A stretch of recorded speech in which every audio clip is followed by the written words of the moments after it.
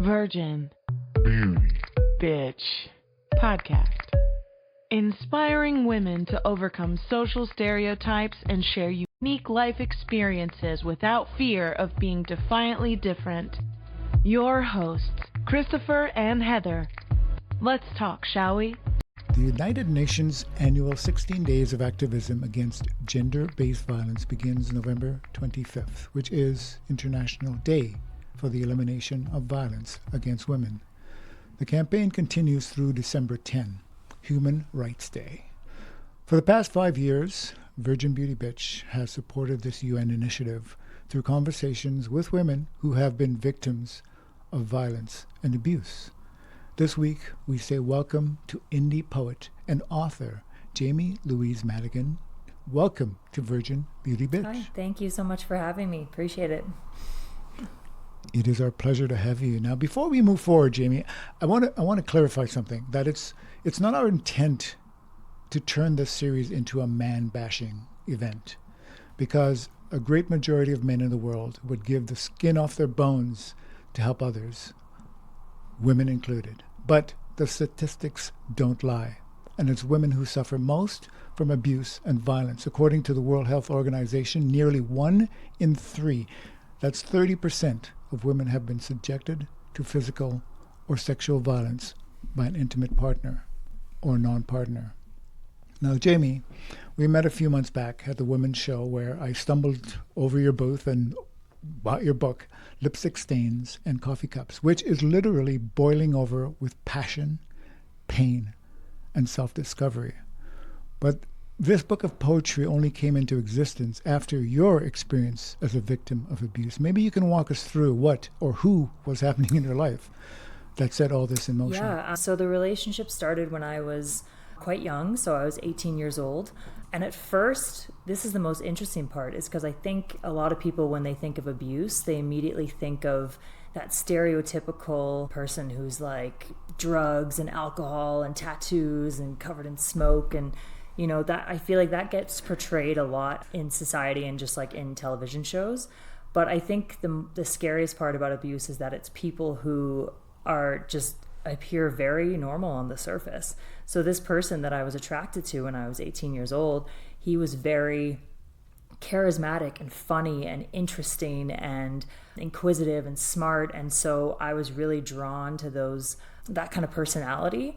And then it wasn't until later in the relationship, once he kind of got his claws in me, I guess, metaphorically to speak, then he started to show his true colors. So at the time, it was my very first relationship, and so I didn't know what to expect. I didn't know what boundaries were, and I thought that him being mean and him being disrespectful to me was just part of the natural ebbs and flows. Like, I was very naive, and I also was so in love with him that I kind of just put up with behavior that is just not acceptable. So did you turn...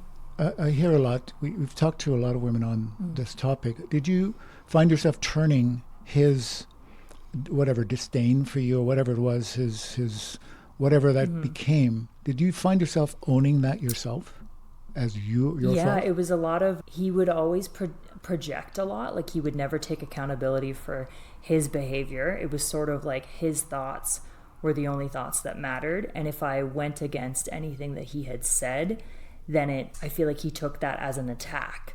So he would always say to me, like, you're the one that has problems. You're the one that needs to go to therapy. You're the one that, like, has an issue here. And I felt that truly very deeply. Obviously, I wasn't perfect and I didn't show up in the relationship 100% of the time. I mean, I think that's just being a human being. You're not always going to be perfect. But I did always try and show up with a level of respect and with a level of understanding for him. But it was very hard because when he spoke with me, it was a constant cycle of him putting me down and like making me feel like I was nothing and worthless. And he would physically say that. He would be like, you are nothing, you are worthless. Like, if I wasn't with you, nobody would be with you. Like, he once told me, he said, you're the weakest girl I know.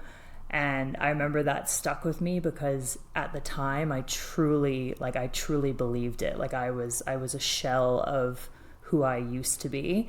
And that, like, it just it rang so true to me. Obviously now in hindsight, I know that that's not the case, but just where I was in the relationship, it felt very true to me at the time. So that was really hard to navigate because it was a very gray area of like fact and fiction was very meshed. So I really appreciate what you said there because I want to back the bus up a little bit. Who were you prior, or who did you think you were? Who did you know yourself to be before this relationship? What kind of confidence did you have in yourself? Oh, I felt incredibly confident. I feel like even my family and friends always knew me as the kind of person that was very bright and very open and outgoing and always like really eager to like be present in conversations. And throughout the relationship, I feel like my friends and family watched me become like I had said, like a shell of who I was. I became very withdrawn and I became very like lights on but nobody's home. And I also felt very isolated because in the relationship, he didn't necessarily want me to have a support system. So because of that, he decided to sort of single me out so that I wouldn't necessarily tell any of my friends and family any of the bad things that he was doing to me, so that it felt like it was him and I against the world. And that kind of contributed to my withdrawn behavior and kind of me turning into this shell. So if Jamie of today was to look back at Jamie of that age, what would you be saying to yourself? I think it's hard to say because like I feel like I wouldn't have even listened. Like there's a moment where you want to say, okay, like I want to grab you by the hair and just pull you out of there. But I feel like at that age, like I kind of was just, I didn't really want to listen to anyone's opinion. And it didn't matter to me because I felt this sense of loyalty to him. Like, I think I created so much of this feeling of like, well, I am your girlfriend and we are a team and I need to like go to bat for you no matter what. And when that ended, it was so humiliating because it's like, I went to war essentially for you and you left me in ruins. But I think I would say like, even if I think of, for myself, I would say, I would tell myself to stop lying to my friends and family. I think that was the biggest thing, is that like I was lying to myself and then I was lying to them and watering down. And that's, I think, was the biggest issue, is what made the abuse carry on, because I felt like I really had no one to turn to. So I would say like, don't lie, keep your support system, don't put up with this when he is mean to you, when he is telling you terrible things, and when he is doing these things to you. Stand up for yourself, and also like have the courage to leave like at the first instinct of like knowing that something is wrong. Like I gave out like hundreds and hundreds of chances, and that was not good for my mental health to stay in it that long. Do you remember your first sign where you went, oh my God? Yeah, I do remember. It was it's a strange memory because it's hard to sort of, like, you don't necessarily hear examples like this in the general. So it's a pretty personal story, but I'll explain it just this little. So it was, I remember we were taking a shower, and he had said, like, he got out of the shower and he finished and he had his towel, and he wrapped his towel around him. And then I was about to get out, and I was like, oh, I can borrow your towel. And he's like, no, this is my towel. I was like, oh, okay, well, you can get me another one. And he's like, no, this is mine. You can bring your own next time. And I remember I stood there, and I was like, I remember just shaking, like in the shower, just like naked, and like, and he had just left the bathroom. He went off to go play video games or do something else. And I remember just feeling so like dehumanized. I was like, I don't even know what to call this, because at the time I just couldn't put together the pieces. I was like, this just feels so like dehumanizing, and this feels terrible. But I wouldn't know how to, like, I didn't want to go call up my friends and be like, hey, he left me shivering alone in the shower. Like, it's so hard to to put that into words, and I remember that's when I kind of started to keep things to myself. And I didn't even leave after that. Like, I just kind of clocked it in my head I was like, okay, this feels a little off, but like maybe he's just having a bad day, which isn't a delusional thing to say, because that's not an acceptable way to treat someone. So that was kind of the first thing I remember of like, okay, something feels off here. But then it just snowballed from there, got worse and worse. It did, yeah.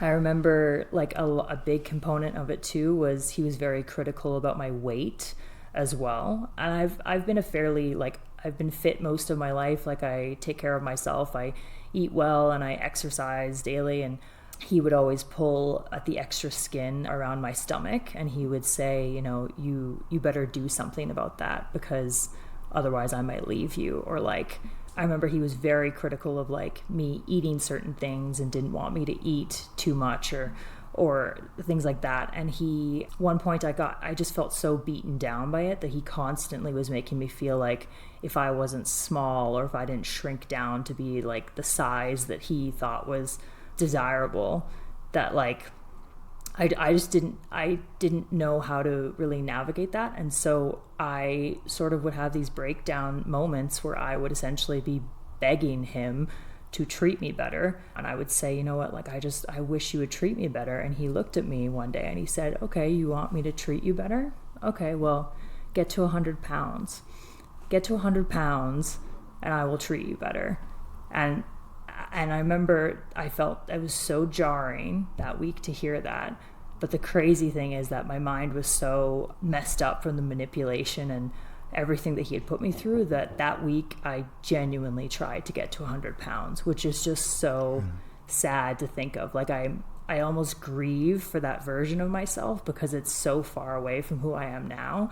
Like, I remember I didn't necessarily starve myself, but I was not eating a lot. Like, I ate maybe like an apple or a couple of nuts, and I was eating as small as humanly possible so that I couldn't put on an extra pound, because I thought that he would maybe notice. And then it felt like I was not being like loyal to him because that's what he wanted, and he wanted me to be this certain way. Like, it was just the abuse and the manipulation just ran so deep that it really affected like my entire psyche and my entire way of dealing with things. So all of this culminated into basically a book. It did, yeah. You had so much experience, and it hung on to so many memories that you actually pushed it out into writing. Why was poetry the avenue for that? It's interesting because the crazy thing is I never planned on writing a book, and I'd always loved creative writing. When I was younger, like, I was in journalism class when I was in high school. I was in creative writing all throughout my life. I loved English classes. I find that's like an avenue that I always excelled in. But it wasn't until the actual breakup that I felt all of this pain and all of this like resentment, like an anger brewing. Like, when you read through some of the poems in Lipstick Stains and Coffee Cups, you can feel that it is like anger and like just so much pain and suffering that I just poured into it. And the reason why I chose poetry is because I felt like that was the best way to describe it while still sort of masking what actually happened. Like, I felt like I was still trying to protect him in a way, which is so crazy too, because the relationship had ended. But I think it was almost like a fear too of, I'm like, well, if I write a memoir and go over every single detail, that's almost too much. So let me just do a creative outlet, and let me just layer a bunch of things with metaphors. And then this can be fun for me too, because I love writing metaphors and I love being creative and I love making my mind think of different things.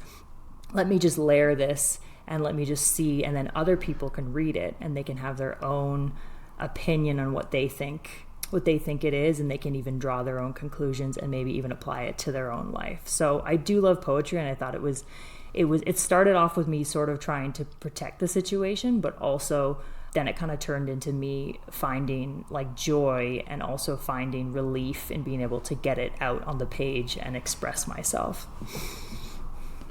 If I were to use the word healing, would you agree with that word as far as that process? Oh yeah, it was incredibly cathartic. I think being in the relationship, I felt very muzzled a lot of the time. Like, my thoughts didn't matter. Like, he told me, like, I don't I don't like the way you think. He even told me he didn't like the way that I spoke sometimes. He's like, I don't like the way you speak to me, or I don't like the way your voice sounds when you tell a story, which is like, I would come home from work some days and I would tell, and sometimes when you tell a story, you know, your voice changes octaves a little bit just so you can kind of add context and layers to a story. He would interrupt me and he would say like, I don't like the way you change your voice. I don't like the way your voice sounds. Like your words don't matter. You don't matter. Like just constant of that. So I think being in a relationship where you're kind of told that you don't matter, that your words don't have like a platform or a place to land. When the relationship ended, I was like, oh, I have all of this like built up and bubbling inside of me, and I have nowhere to really put it because I don't want to speak to him anymore because I need to like not have a dangerous person in my life. So let me just put this into this avenue where I can express my pain in a cathartic, healing, happy way, and I can use it as like a passion project, and I can use it to hopefully help other women who've been through the same thing. So it really did come full circle, and I'm grateful that I was able to discover poetry as an avenue to do that. So I sent you a note just recently that I would love for you to read a couple. What do you think of that? Absolutely. Okay? I know there was two you had in mind, so we have. Yeah. The first one was highest room, tallest tower. Yeah, I have it right here, so I'm welcome to read it out, and we can discuss what you think or what you're. I always love to hear, like, it's always interesting to see what the reader's perception is, because I always write my poems with a certain idea going into them of like what I believe it to be, and then readers could read it and have a completely different viewpoint. So that's the beauty of poetry, is that it's up to everyone's own discretion, you know. So okay, so this is called Highest Room, Tallest Tower. I've always been told you are such a sweetheart. You are a good person. You are so nice. I smile and say thank you, taking it as a compliment, as if they don't know I have full capacity to reverse their words and morph into the monster every man dreams about. Instead, I lock her in the highest room in the tallest tower, starve her, drown her in kindness. I refuse to be the woman who torments those I care about because we've been taught being a nasty bitch has higher sex appeal. Wow. Thank you. Goosebumps. I mean, there's a lot of things going on there that the mind can go in many different directions. So when you sat down to write that, where were you? I think it had been just when the relationship had ended, and I was kind of going in this fight in my head. I think one of my biggest insecurities has always been the fact that I have always been a very nice, kind, nurturing person. And I remember feeling angry at myself that because I was so nice and kind and nurturing, that kind of behavior allowed him to do that to me. But I think, honestly, someone who is that abusive in their nature, I think they would do that to anyone regardless of how kind or nice they are. I think being kind and nice maybe puts you at maybe a little bit more of a target for someone like that, because they see it as someone who's easy to manipulate.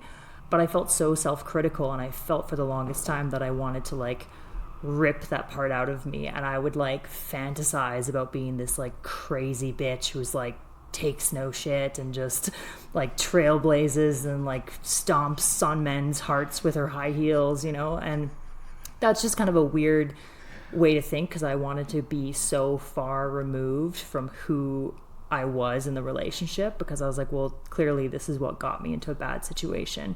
So maybe if I switch gears and I become a crazy bitch who ruins men's lives, that will be better. And then writing the poem, I realized like, no, that's not a healthy way to think. You shouldn't feel the need to be a certain way or be different than who you are to gain like respect or validation from the opposite sex. So like, even though being this like crazy bitch is maybe glamorized in society or seen as like desirable, I was like, I'm never going to morph myself into something that I'm not, just for the validation or for the satisfaction of men thinking that I'm desirable. So that was kind of the thought process behind it. It's interesting. Obviously, I chose that because bitch is part of our name, and there are so many ways that people think about that word and the people that they give that word to. And it's interesting that it goes from one extreme to another. You're a good girl or you're a crazy bitch. Like there's nothing in the middle. And I think like it's interesting because even the term bitch, like I've definitely, even since writing this poem, like I wrote these poems about 10 years ago, my interpretation and my definition has definitely changed over the years, because I don't necessarily think a bitch is someone who is necessarily mean or terrible. Like a bitch could simply just be someone who has good boundaries and is like, has high standards and is firm in who they are and what they're willing to put up with and what they won't tolerate. Like it's someone who has really strong non-negotiables, and some people might see that as like a threat, and then they're threatened by someone having standards and boundaries, and they want to sort of inflict their own like insecurities on that person and be like, oh, that person's a crazy bitch. And it's like, no, that person's just standing up for what they believe in, and they value themselves enough to like follow through with that thought process. You should join us in December, because we are going to do a 4-part series on the bitch, and the character you just portrayed there is basically what we mean when we use the word bitch. It's just right? As opposed to this person that we put down because we call them that word. So thank you for explaining that and sharing that, because that is our ideal of what we mean when we use the word. Yeah, it's interesting to see how my perception of it has changed over the years, because writing it, like I was very like young and naive, and I also feel like I had a lot of hatred towards women, like, which is crazy. Like I remember the other woman that he had been with in the relationship, he had cheated on me with his ex-girlfriend, and I remember immediately thinking that she was the problem and placing so much blame on her. And you can see that in the poems too. Like you can see that I just immediately jumped to the conclusion that she's a terrible person and she's crazy and she's insane, and like that's just not fair to women to do that, and that wasn't right of me to, like, I feel almost guilty for sometimes writing some of the poems, but I know that like they were true to me at that time of like grief, as I was grieving that relationship. But over the years I've learned like it's not fair for women to be against each other, because we're on the same side. Like we need to unite. And like the best part about this relationship is that I actually was able to become best friends with 2 of the women that he also dated after me. Like the 3 of us, we all connected. We went on a hike together. One of them, like I went to her wedding, like she got married to somebody else. She's got a brand new baby. The other one, like we still keep in touch with, and like we go for coffee and drinks all the time. And it's just these empowering female friendships that are so rewarding, because it's these women that have been through the exact same thing that I have.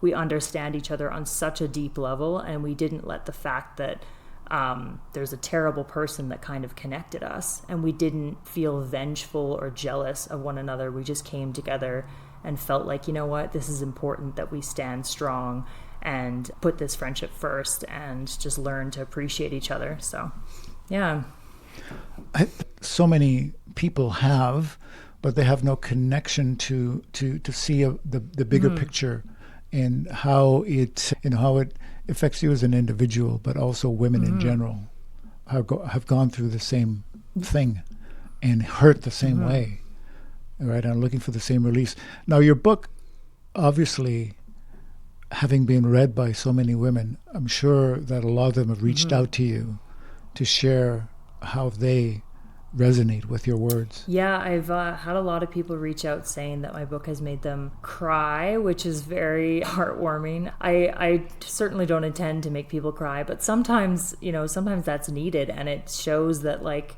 there's a sense of camaraderie, knowing that like we're all in this together, and people have actually experienced the same thing I have. Because I remember when I was in it, I felt incredibly isolated and alone, and I sort of thought like, oh, I'm the only person going through this, or I'm the only person who feels this way. And I kind of was very self-sabotaging and sort of like this victim mentality of like, woe is me, like, like just super dramatic. But yeah, as you get to speak with other women who have been in these places as well, you find that it's actually very common. A lot of people have been through abuse. Like I work a lot of market events, and I speak to people face to face, and most people that come up to my stand will say, I've been in an abusive relationship, or my mother was, or my sister, or like someone that I know. Like, it's very rare that I meet someone that doesn't know a woman that has gone through this. And it's so unfortunate that that's the reality. But in a way, the silver lining is that it connects us, and it gives like a sense of humanity to it, where you're able to look at it through the lens of, we are connected through this terrible thing, but it means that we can also be stronger than what has beaten us down in the past. Yeah, the second poem that I chose sort of plays on that theme. It's Playing the Victim. Yeah. I can read that one as well? Yeah, it's very, this one was one of my favorites to write, actually, because I felt so strongly about it. And yeah, so here we go. So it's called Playing the Victim, from Lipstick Stains and Coffee Cups. Shut the hell up, you scoffed. You always play the victim. Did it ever occur to you I'm not speaking for myself? Perhaps I'm speaking for every woman whose voice you've sewn shut and shoved into the earth, trapped in your presence, smothered in bruises, terrified to make a sound for the backlash they'd receive. Find me a woman who escapes you unscathed, and I'll light my victim mentality up in flames. Yeah.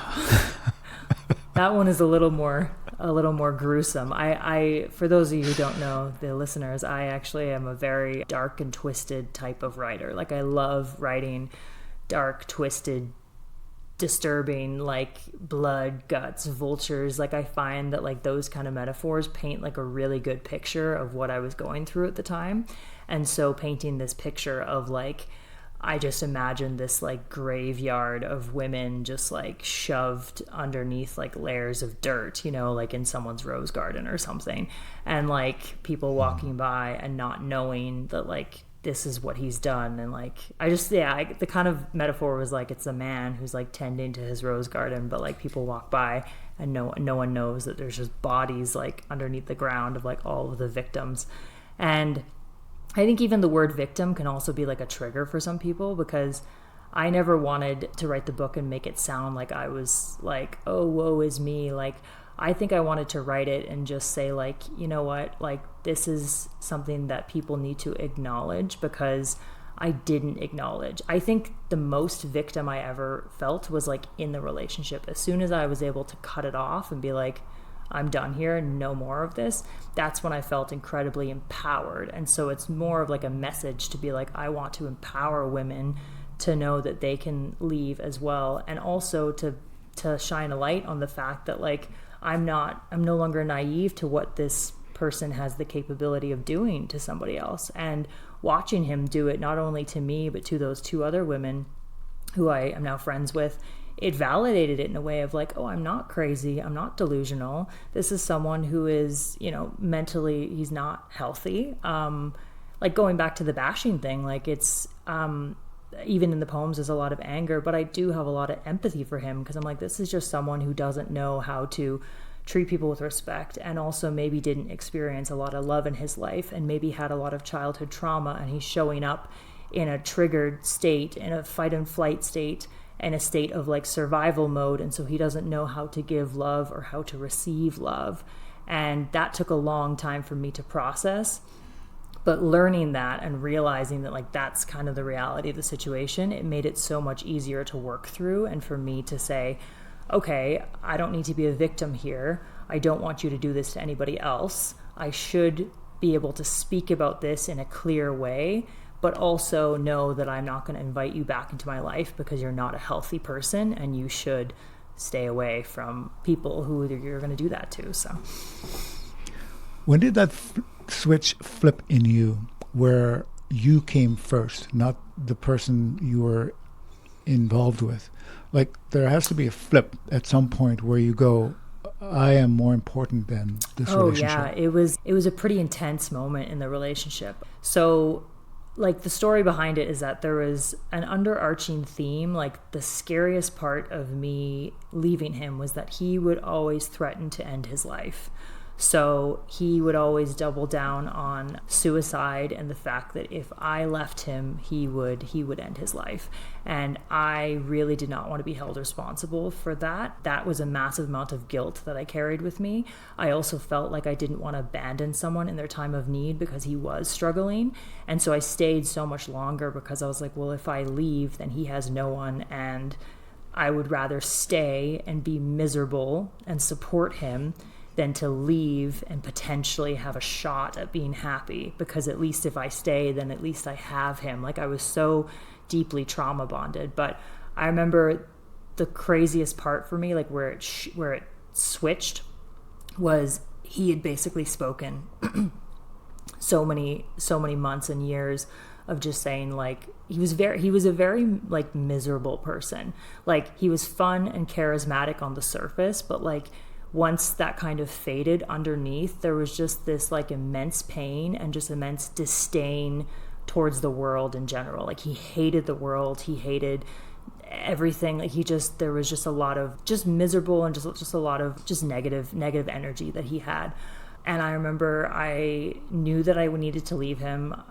We had been fighting all week. I remember he was giving me like the silent treatment for the past like 3 days or something. Like, it was nuts. Like, the whole relationship was very tumultuous and always up and down. And I remember I'd found out that he had been cheating on me. And I remember like standing at the train station, and I remember thinking, like, you know what, I need to leave this relationship. Like, I need to get out.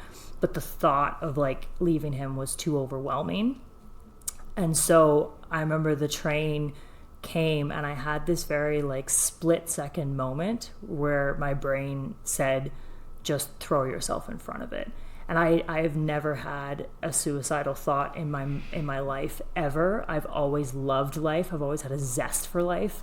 And the train obviously passed, and I remember thinking, I broke down into tears. Like, I was just like hysterical, because I was like, I can't believe that my brain has now thought that like my life is not worth living because this person has beaten me down to the point that I genuinely believe that. And I felt so far removed from who I actually was. I was like, I feel like I'm turning into him. And I knew that he was not a safe person to be around. Like, I knew he was dangerous, and I knew that he was just bad. Even though I was with him, I was like, this is not a good person. I don't feel safe here.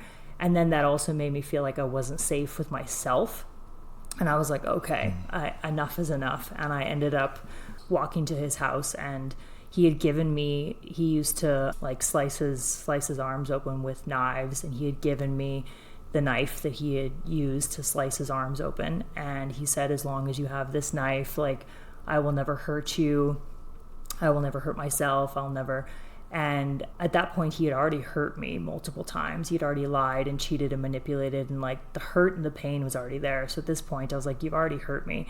So after that situation with the train, I walked to his house and I gave him back his knife. Like, I didn't even say anything. I didn't even have like a speech or anything planned. I was like, I don't even think it deserves, like, I didn't need to come in there like yelling and screaming, because I was like, it's not like, at this point I was like, he's not even worth the conversation, because any conversation with him always turns into like more abuse, more lies, more manipulation. And I was like, he's not even worth the energy. I'm like, just drop the knife down and just get out of there. And so I walked into his house. He keeps his doors like unlocked at the time. To his house, he keeps his doors like, and I literally walked out of the house.